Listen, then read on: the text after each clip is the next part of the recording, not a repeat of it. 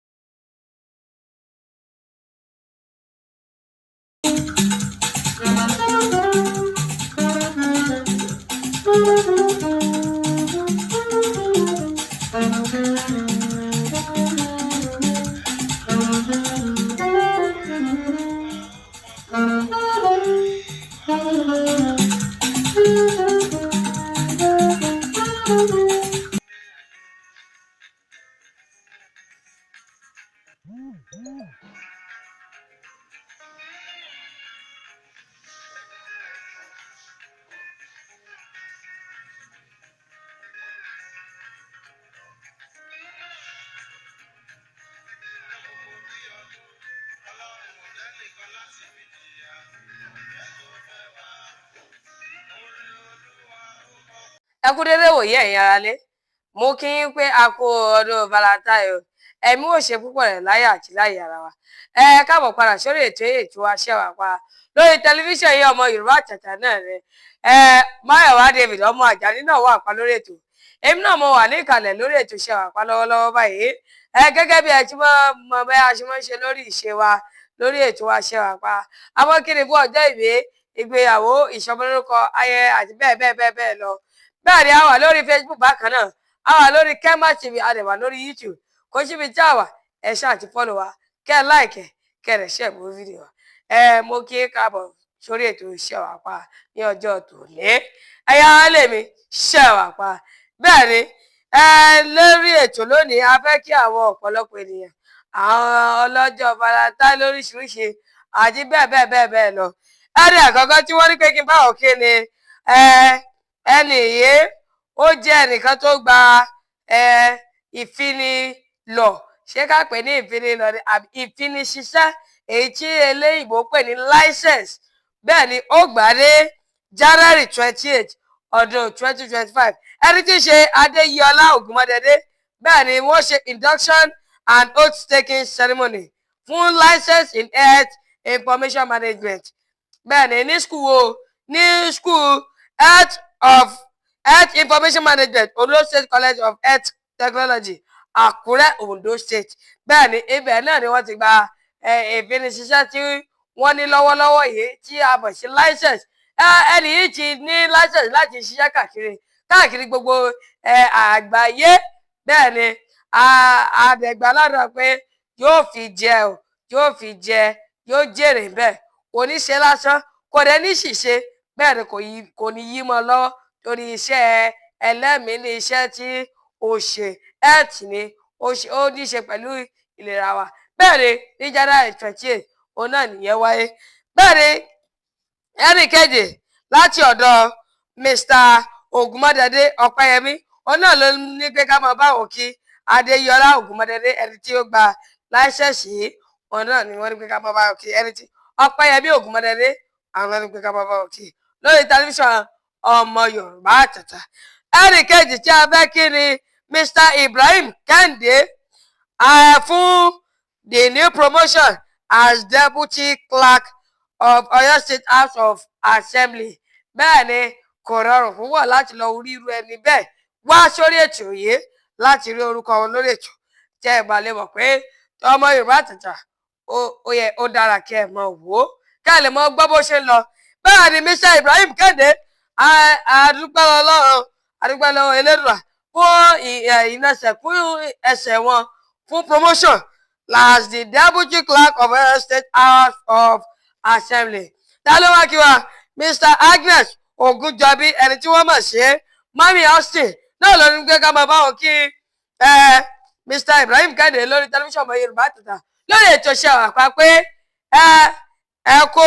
oyè náà oyè yìí yóò bá yín kalẹ̀ bẹ́ẹ̀ ni ẹ mọ̀ rè ní ọdún díẹ̀ sísìn ẹ túbọ̀ sí bomi bẹ́ẹ̀ ni ibi gíga làyé yín ẹni ìkẹjẹ tó kù ó bá sí on the 11th of February ẹni tí í ṣe Àpèkẹ́ Ọlá Àfẹ́kórèdé ẹni tí a mọ̀ sí Ìjìnlẹ̀ Kẹ́nẹ́rí musician bẹ́ẹ̀ ni Kẹ́nẹ́rí bẹ́ẹ̀ ni àwọn náà ṣe ọjọ́ ìbí ní 11th of February àpèkọ́ ọlá afẹ́kọ̀rẹ́dé ìjìnlẹ̀ Kẹ́nẹ́rí musician ni wọ́n bẹ́ẹ̀ ni wọ́n ṣe ọjọ́ ìbí ní 11th of February lórí tẹlifíṣàn ọmọ Yorùbá Àtàtà náà láti kí pé àṣẹ ìṣàmọ́dún ìgbádùn kan 1 minute more knowledge and understanding ìgbádùn kan 1 minute ní àìṣàmọ́dún ẹni tí a ti fẹ́ kí bákan náà bá sí 11th of February ẹni tí í ṣe Joseph Olúwafẹ́mi Akínwálé ẹni tí wọ́n mọ̀ sí Jòsí Gboyè bẹ́ẹ̀ ni ó ti wá Jòsí ó ti wá Gboyè báyìí ó Gboyè tó jẹ́ pé ó wá ṣe ọjọ́ ìbí ní 11th of February bákan náà èyí tí í ṣe oṣù Valentine ó ṣe ọjọ́ ìbí ní 11th of February àgí Jòsí Gboyè pé àìṣe ìmọ̀dún ìgbádùn kan 1 minute bẹ́ẹ̀ ni èyí tó ṣe lọ́dún tí mo yóò ju tó ṣe ní èyí lọ àṣẹlẹ́dùn more continue to grow in more knowledge strength wisdom and understanding àṣẹlẹ́dùn lọ́jọ́ ọ̀dọ̀ mọ́mí Mrs. mọ́mí Fọlá náà lórí pé ká mọ kí ọlọ́rin tẹlifíṣàn wa ọmọ Yorùbá Àtàtà bákan náà mo pé àṣẹṣàmọ́dún ẹni tí a tún fẹ́ sọ́rẹ́ kí wọ́n pọ̀ à ń lọ náà nìyẹn. ẹyọ mi pọ̀ sí Ọlámídé Badmus òun náà ṣe ọjọ́ ìbí bákan náà ní 11th of February ọdún tí a wáyé ayọ̀mí pàṣẹ Ọlámídé Badmus happy birthday to you long life and prosperity ìgbádùn kan 1 minute àṣẹ ìṣàmọ́dún grow in strength wealth riches àti bẹ́ẹ̀ bẹ́ẹ̀ bẹ́ẹ̀ bẹ́ẹ̀ lọ ọgbọ́n ìmọ̀ àti Elédùmarè ló bá wa yàrá rẹ̀ fún àṣẹ Elédùmarè látọ̀dọ̀ mọ́mì rẹ̀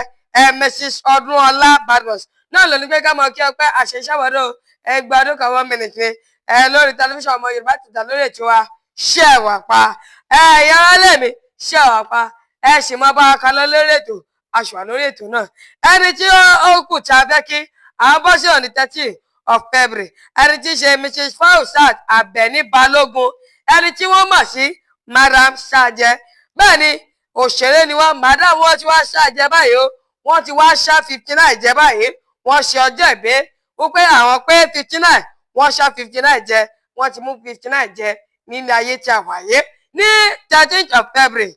ọdún 2025 lórí tẹlifíṣàn ọmọ Yorùbá Àtàtà náà láti kí Madam Ṣàjẹ́ pé àṣẹ ìṣàmọ́dún ìgbádùn kan 1 minute mọ́kànlélá to destroy okun àtagbára lé Elédùmarè bá wa yọ̀ǹda rẹ̀ fún yín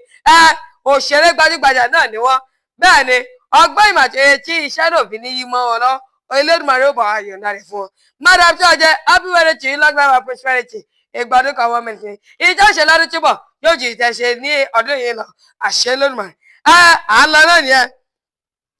on the 15th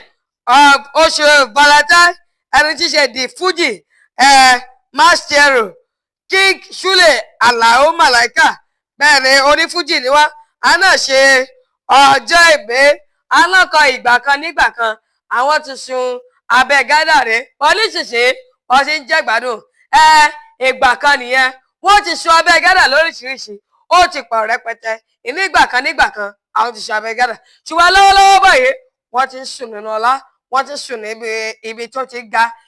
ga tó ti dára ibẹ̀ náà ni wọ́n wà lọ́wọ́lọ́wọ́ báyìí lẹ́yìn pé kọ́mọ báwọn kí wọ́n lórí tẹlifíṣàn ọmọ Yorùbá Àtàtà wọ́n gbé àṣẹ ìṣàmọ́dún ìgbádùn kan 1 minute wọ́n mọ́kànlélá to destroy bẹ́ẹ̀ ni báńdì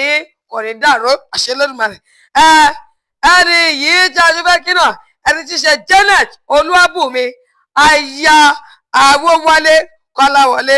bẹ́ẹ̀ ni ẹni tí wọ́n mọ̀ sí gracious gift ọkọ rẹ̀ wọ́n ní pé ká máa bá òun kí aya rẹ̀ Janet Olúwabùnmi lórí tẹlifíṣàn ọmọ Yorùbá Àtàtà pé àṣẹ ìṣàmọ́dún ìgbádùn kan 1 minute ni